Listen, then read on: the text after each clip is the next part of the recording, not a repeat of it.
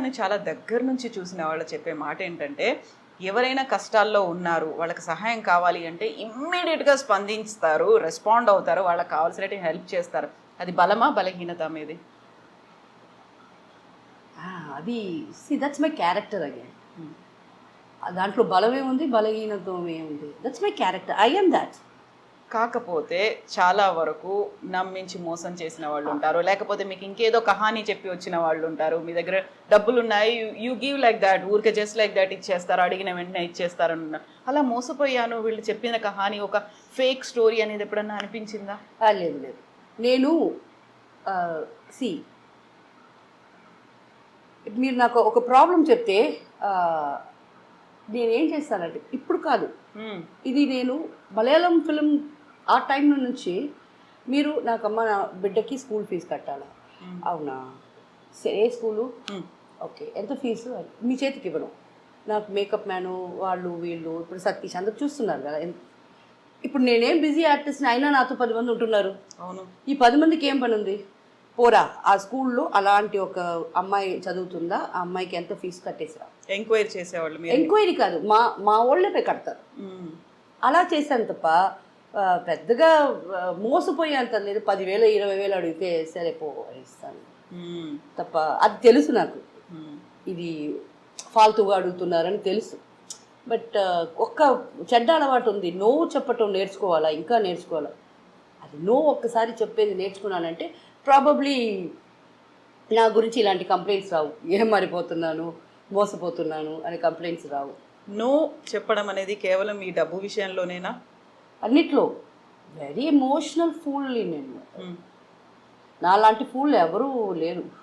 Very emotional. అరే films ఈ రోజు దాకా ఏ పిక్చర్ చూసినా ఏడుస్తాను. థియేటర్కి నేను తీసుకెళ్ళేది బయట, తెలియకూడదు కదా. ఏ ఫిలిం చూసినా నాకు ఏడుపు వచ్చేస్తుంది. అది యాక్టింగ్ అని తెలుసు, but I don't know. So చాలా ఇమోషనల్ పర్సన్.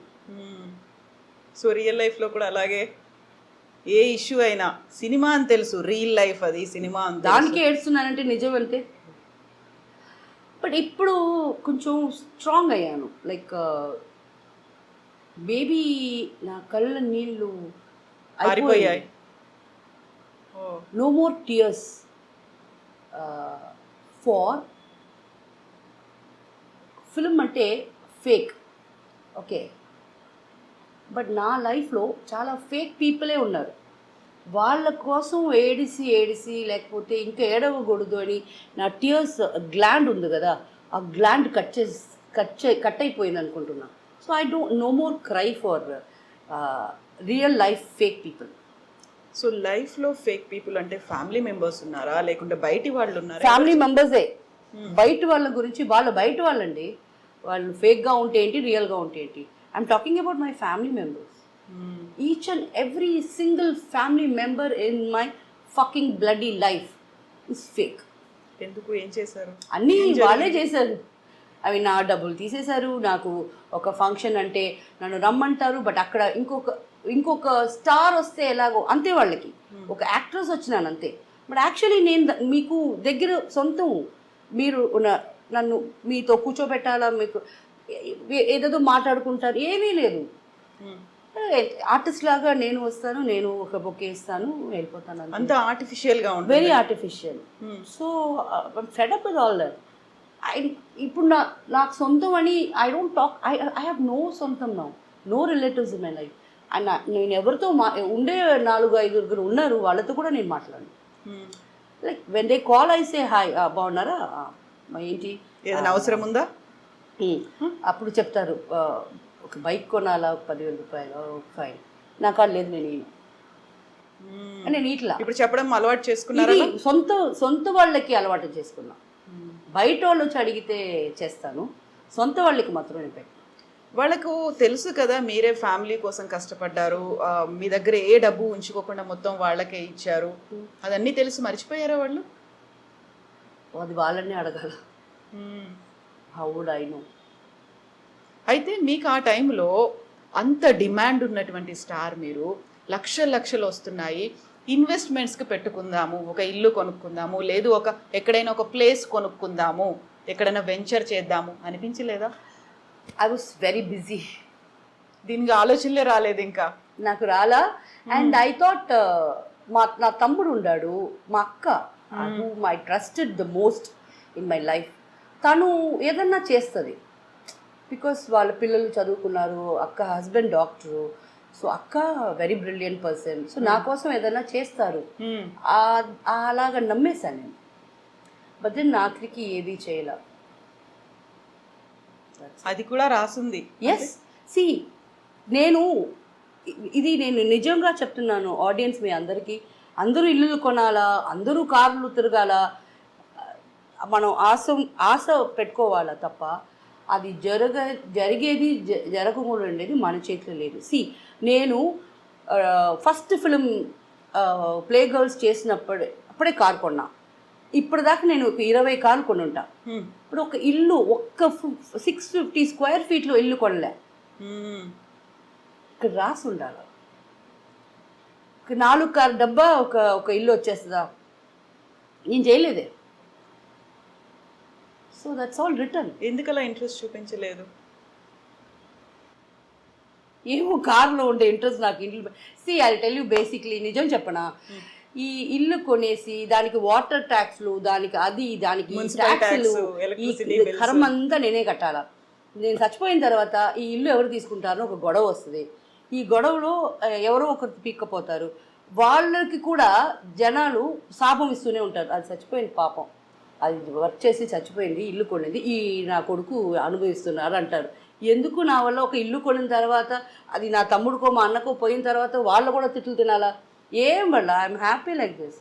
నా వల్ల నా ఇల్లు రెంట్ కట్టుకుంటాను హ్యాపీగా, నా వల్ల అవుద్ది. అది ఎవరికి ఏ కష్టం లేకుండా కష్టం లేకుండా మంచిది చేస్తున్నాను.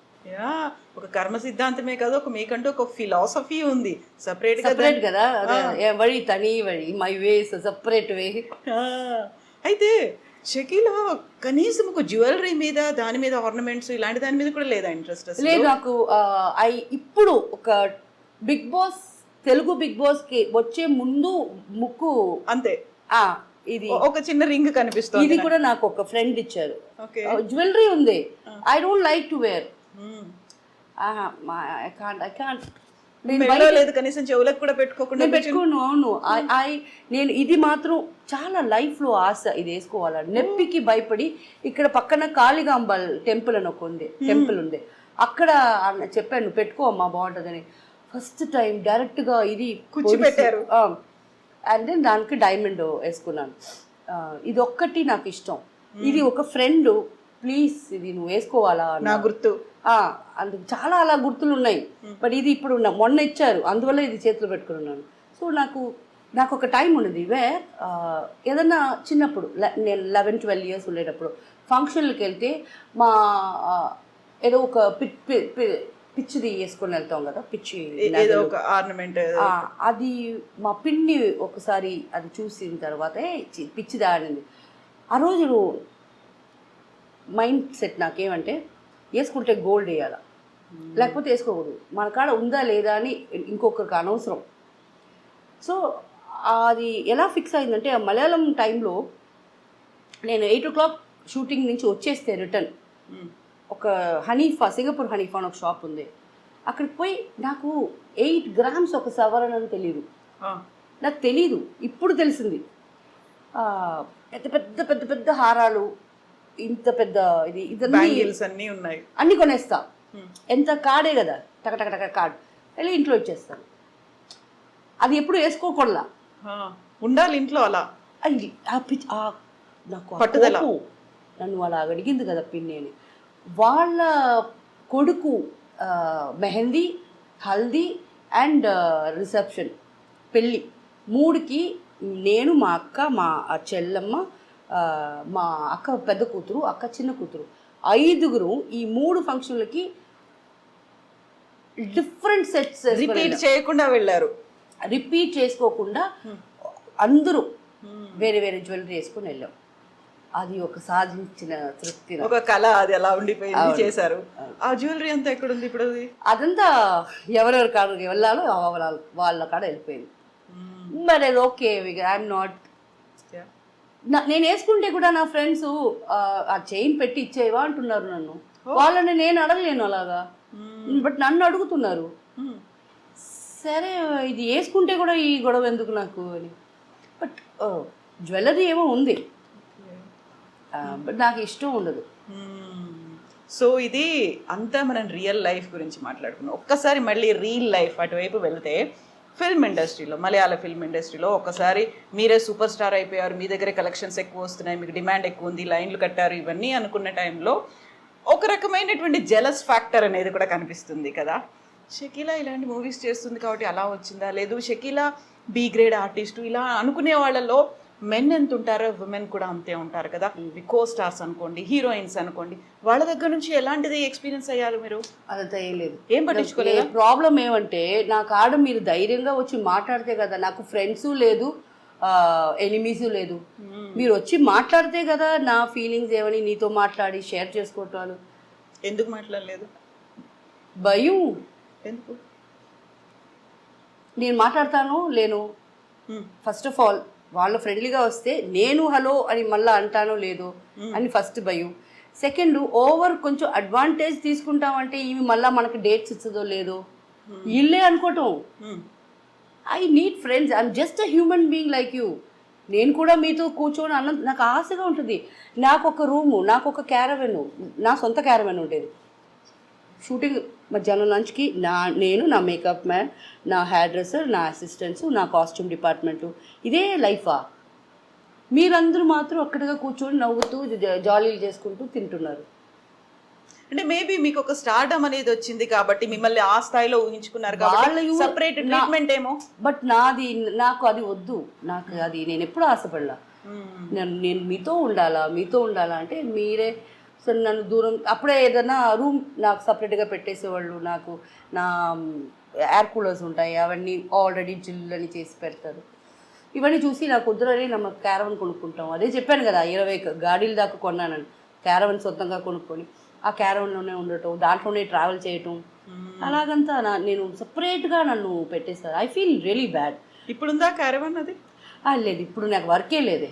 ఇప్పుడు ఒక రెంట్కి ఇచ్చున్నాను, బట్ అది ఆల్రెడీ చాలా పాతది అయిపోయింది. I'm going to sell it of. Real life గురించి మాట్లాడుకున్న తర్వాత రియల్ లైఫ్లో హీరోయిన్లు కావచ్చు, కో స్టార్స్ కావచ్చు, వీళ్ళందరూ చూసిన తర్వాత ఒక జెలస్ ఫ్యాక్టర్ అనేది కూడా మనం మాట్లాడుకున్న తర్వాత హీరోయిన్స్తో ఎలా ఉండేది మీకు? బయటకు వెళ్ళినప్పుడు, ఏదైనా ఫంక్షన్స్కి వెళ్ళినప్పుడు, లేకుంటే ఫ్యామిలీ ఫంక్షన్స్ కాదు ఫిల్మ్ ఫంక్షన్స్కి వెళ్ళినప్పుడు అవార్డ్స్ సెరమనీస్ అనేవి ఉంటాయి. No, never. నన్ను ఇదివరకు ఒక్క అవార్డ్ ఫంక్షన్లో కూడా పిలవలేదు ఎవరు. ఎందుకని? అది రీజన్ తెలియదు, ఏం చెప్పలేదు, మీరు అడగలేదు, ఎక్స్పెక్ట్ చేయలేదు. ఎవరిని అడగాలని తెలియదు కదా. వై ఎప్పుడు కాదు 25 yearsగా ఒక్క అవార్డ్ ఫంక్షన్కి నన్ను పిలవాల. అటు ప్రొడ్యూసర్స్ సైడ్ నుంచి ఎవరు పిలవాల, ఎవరి దగ్గర నుంచి రాలేదు.